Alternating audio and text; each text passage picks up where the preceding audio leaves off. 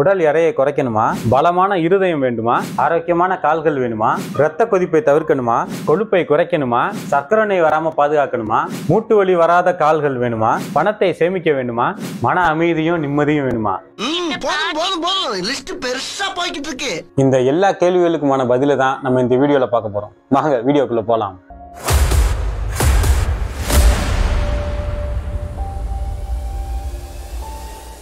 என்னடா ஓவரா பில்டப் பண்றியே, இதுக்கெல்லாம் என்ன பதில் சொல்ல போறேன்னு கேக்குறீங்க? இந்த அனைத்து பிரச்சனைகளுக்குமான ஒரே தீர்வு தான் சைக்கிளிங். என்னடா இது பித்தலாட்டமா இருக்கு அப்படின்னு நினைக்கிறீங்க?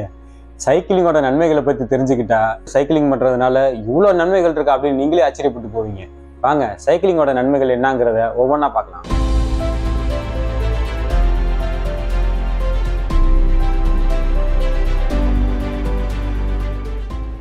வெயிட் லாஸ் பண்ணணும்னு நினைக்கிறவங்களுக்கு சைக்கிளிங் ஒரு பெஸ்ட் ஃப்ரெண்டுன்னே சொல்லலாம்.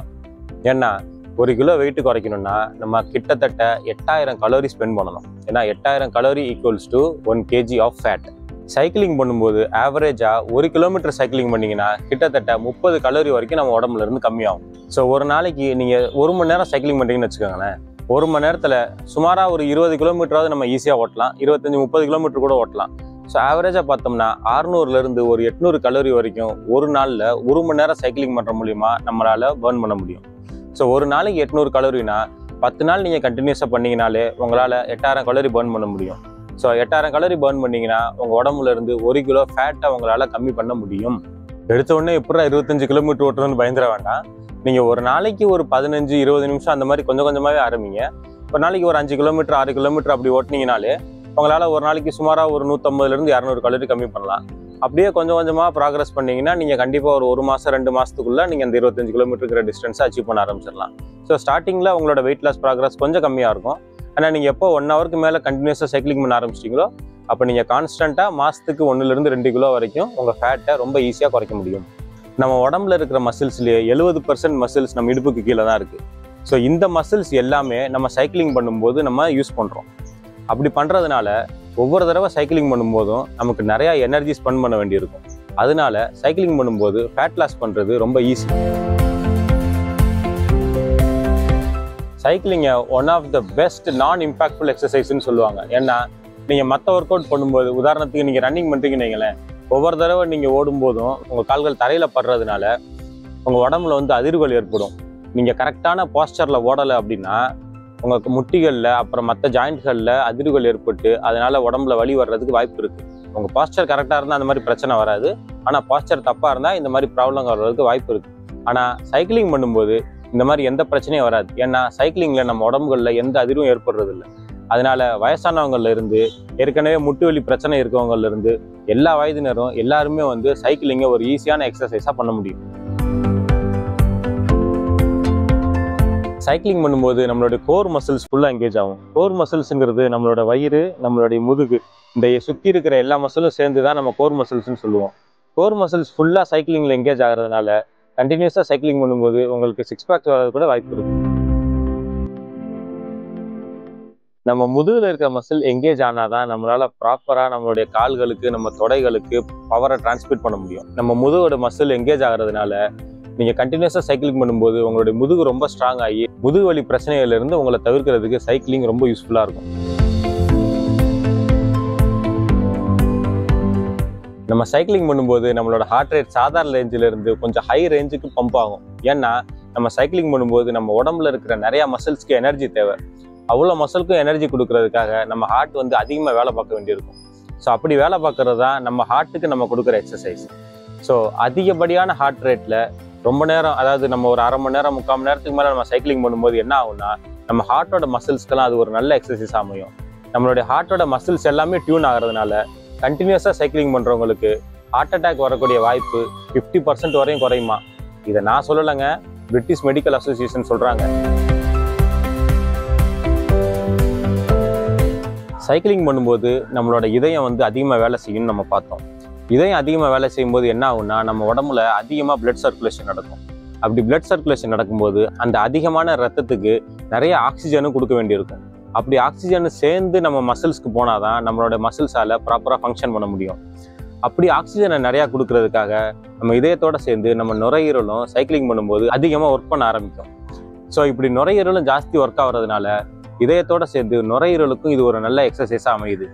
ஸோ நீங்கள் கண்டினியூஸாக சைக்கிளிங் பண்ணீங்கன்னா ஆஸ்துமா மாதிரி நுரையீரல் சம்மந்தப்பட்ட பிரச்சனைகள்லேருந்து தவிர்த்துக்கிறதுக்கு சைக்கிளிங் ஒரு நல்ல ட்ரீட்மெண்ட்டாக அமையும். பொதுவாக நம்ம சைக்கிள் காலை நேரத்தில் தான் பண்ணுவோம். ஸோ அப்படி பண்ணும்போது ரோடு ஃப்ரீயாக இருக்கும். அப்போ நம்மளை மாதிரியே சைக்கிளிங் பண்ணக்கூடிய இன்னும் சில பேரை நம்மளால் சந்திக்க முடியும். ஸோ நமக்கு புது புது நட்புகள் கிடைக்கும். ஆனால் நமக்கு இப்போ கிடைக்கக்கூடிய புது நட்பு எல்லாருமே சைக்கிளிங் பண்ணுறவங்களாவே இருக்கிறதுனால சைக்கிளிங் பற்றின நிறையா டிப்ஸ் அண்ட் ட்ரிக்ஸ் நம்ம அவங்களோட ஷேர் பண்ணிக்கலாம். அவங்களோட எக்ஸ்பீரியன்ஸ் நம்மளோட ஷேர் பண்ணுவாங்க. ஸோ இப்படிப்பட்ட ஃப்ரெண்ட்ஸ் கிடைக்கும்போது என்ன ஆகும்னா, நம்ம ஒரு நாளைக்கு டயர்டாக இருக்குது போக முடியலன்னு நினச்சாலும் அவங்க நம்மளை மோட்டிவேட் பண்ணி நம்மளை சைக்கிளிங் பண்ண கூட்டிகிட்டு போவாங்க. ஸோ இது ஒரு டீம் ஒர்க்காக எல்லாரும் சேர்ந்து நிறையா சைக்கிளிங் பண்ணி நிறையா ஹெல்த் பெனிஃபிட்ஸ் அடைகிறதுக்கு சைக்கிளிங் ஒரு நல்ல வாய்ப்பாக இருக்கும். சைக்கிளிங் பண்ணும்போது நம்ம உடம்புல என்டார்ஃபின் அப்படின்னு ஒரு ஹார்மோன் சுரக்குமா. இந்த என்டார்ஃபின்ங்கிற ஹார்மோனுக்கு இன்னொரு பேர் என்னன்னா ஹாப்பி ஹார்மோன் அப்படின்னு சொல்லுவாங்க. ஸோ நம்ம இந்த ஸ்ட்ரெஸ் ப்ராப்ளம் அப்படின்னு சொல்லி சைக்காட்டிஸ்ட் கிட்ட போனோம்னா அவங்க என்டார்ஃபின் ஹார்மோன் சுரக்கிறதுக்கு உண்டான மாத்திரைகளை தான் நம்ம கொடுப்பாங்க.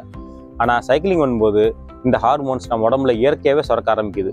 ஸோ நீங்களே ஒரு சைக்காட்டிஸ்ட் மருத்துவரை மாதிரி உங்கள் உடம்புல உள்ள பிரச்சனைகளை நீங்களே சரி பண்ணிக்கலாம்.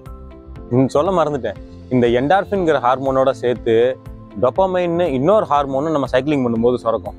இந்த டொபமைன் நம்ம உடம்புல எப்போ சுரக்கும் அப்படின்னா, நம்ம வாழ்க்கையில் ஏதாவது ஒரு சந்தோஷமான விஷயம் நடக்கும் தெரியுமா. உதாரணத்துக்கு நம்ம ஒரு எக்ஸாமில் பாஸ் ஆகும்போது, அல்லது நமக்கு ஒரு ப்ரொமோஷன் கிடைக்கும்போது, புதுசாக வேலை கிடைக்கும்போது, நம்ம லவ் பண்ண பண்ணியே கல்யாணம் பண்ணும்போது, இந்த மாதிரி வாழ்க்கையில் சந்தோஷமான விஷயங்கள் நடக்கும்போது நம்ம உடம்புல டொபமைன் சுரக்கும். இந்த டொபமைனும் நம்மளை ஒரு ஹாப்பியாக வச்சுக்கிறதுக்கு, நம்ம மைண்டை ரிலாக்ஸாக வச்சுக்கிறதுக்கு ஒரு அருமையான ஹார்மோன். ஆனால் இப்போல்லாம் டொபமைன் அதிகமாக சுரக்கிறது இல்லை. காரணம், நம்ம வாழ்க்கையில் சந்தோஷமான விஷயங்களே நடக்கிறது இல்லை. அதனால நம்ம என்ன பண்ணுறோம் அப்படின்னா, ஃபோனை கையில் எடுத்துக்கிட்டு அதில் ஷார்ட்ஸ் பார்த்துக்கிட்டு அது மூலியமாக நம்ம செயற்கையான முறையில் நம்ம உடம்புல டொபமைனை சுரக்க வைக்கிறோம் நமக்கு தெரியாமையே. ஸோ ஃபோன் பார்க்கும்போது இந்த டொபமைன் லெவல் சுரக்குது. அதனால தான் பார்த்தீங்கன்னா எப்போ பார்த்தாலும் நம்ம ஃபோனை கையில் வச்சுக்கிட்டு ஃபேஸ்புக்கு, ட்விட்டரு, இன்ஸ்டாகிராம்னு அடிக்கடி பார்த்து நமக்கே தெரியாமல் நம்ம உடம்புல டொபமைன் லெவலை இன்க்ரீஸ் பண்ணிக்கிட்டு இருக்கோம். ஆனால் இப்படி செயற்கையான முறையில் இன்க்ரீஸ் பண்ணுறது நம்ம உடம்புக்கு ரொம்ப ஆபத்தானது. ஆனால் நீங்கள் சைக்கிளிங் பண்ணும்போது நம்ம டொபமைன் லெவல்ஸ் ரொம்ப கிராஜுவலாக இன்க்ரீஸ் ஆகும், அதுவும் நேச்சுரலாகவே இன்க்ரீஸ் ஆகும். ஸோ சைக்கிளிங் நம்மளை ஆரோக்கியமாக வச்சுக்கிறதுக்கு ரொம்ப ஒரு அருமையான எக்ஸசைஸ்ன்னு நான் சொல்லுவேன். சைக்கிளிங் பண்ணும்போது பர்சனலாக நான் ஒரு பெரிய பெனிஃபிட்டாக உணர்றது என்னன்னா, நம்ம லாங் டிஸ்டன்ஸ் சைக்கிளிங் பண்ணும்போது, அதாவது ஒரு மணி நேரம் 2 மணி நேரத்துக்கு மேலே வீக்கெண்டில் சைக்கிளிங் பண்ணுறோன்னா அப்போ நம்ம கூட யாருமே இருக்க மாட்டாங்க. ஸோ நம்ம கூடயே பேசுகிறதுக்கு அது ஒரு மிகப்பெரிய சான்ஸாக இருக்கும். அப்போ நேரம் நம்ம போன வாரம் நடந்த எல்லாத்தையும் நம்ம ரீகால் பண்ணி பார்த்துக்கலாம். நம்ம ஒய்ஃப்கிட்ட அடி வாங்கினது, நம்ம ஒய்ஃப் நம்மளை அடித்தது, நம்ம மேனேஜர் நம்மளை திட்டினது, இது எல்லாத்தையும் ரீகால் பண்ணி நம்மளே ரீகால் பண்ணி பார்த்துக்கிறதுனால இந்த பிரச்சனைகளுக்கு ஒரு தீர்வு கிடைக்கிறதுக்கு வாய்ப்பு இருக்குது. தீர்வு கிடைக்காட்டினாலும் நமக்குள்ளே நம்மளே அழுதுகிட்டு அடுத்த தடவை அந்த பிரச்சனையை ஃபேஸ் பண்ணுறதுக்கு ஒரு மன தைரியத்தையும் ஒரு மன நம்பிக்கையும் சைக்கிளிங் பண்ணும்போது நமக்கு நம்மளே கொடுத்துக்கலாம். பியூர் ஜீரோ கார்பன் டிரான்ஸ்போர்ட் அப்படின்னா அது சைக்கிளிங் தாங்க. ஏன்னா இப்போ வரக்கூடிய பைக் எடுத்துக்கிட்டா கூட அந்த எலக்ட்ரிக் பைக்கை சார்ஜ் பண்ணுறது நம்ம இபியிலேருந்து தான் சார்ஜ் பண்ணுறோம். இபி எங்கேருந்து கரண்ட் ப்ரொடியூஸ் பண்ணுறாங்க? நிலக்கரியை எரித்து அது மூலியமாக தான் ப்ரொடியூஸ் பண்ணுறாங்க. ஸோ நம்ம எலக்ட்ரிக் பைக்கில் கூட பொல்யூஷனை நம்ம வண்டியிலேருந்து நிலக்கரி சுரங்கத்துக்கு மாத்திரமே தவிர முழுக்க பொல்யூஷனை கண்ட்ரோல் பண்ணுறது இல்லை. ஆனால் சைக்கிளிங் அப்படி கிடையாது. சைக்கிளிங்கோடைய முழு ஃபியூவலே நம்மளுடைய உடம்பு தான். ஸோ நம்ம உடம்புல உள்ள சக்தியை எரித்து தான் சைக்கிள் ரன் ஆகுது. ஸோ நம்ம சைக்கிளிங் பண்ணுறதுனால ஜீரோ கார்பன் எமிஷன்ஸை நம்மளால் அச்சீவ் பண்ண முடியும். ஓசோன் படலத்தில் விழுகிற ஓட்டையவே சைக்கிளிங் பண்ணுறது மூலிமா உங்களால் அடைக்க முடியும்னா பார்த்துக்கோங்களேன். பைக்கில் இல்லை காரில் போகிறத விட நீங்கள் சைக்கிளில் போனால் ஆஃபீஸ்க்கு சீக்கிரமாக போக முடியும்னு சொன்னால் உங்களால் நம்ப முடியுதா? நீங்கள் சிட்டியில் இருக்கீங்க, அதே மாதிரி உங்கள் ஆஃபீஸ் உங்கள் வீட்டிலேருந்து 10 கிலோமீட்டர் தூரத்துக்குள்ளே இருக்குது அப்படின்னா நீங்கள் சைக்கிளில் போகிறது தான் ஃபாஸ்ட்.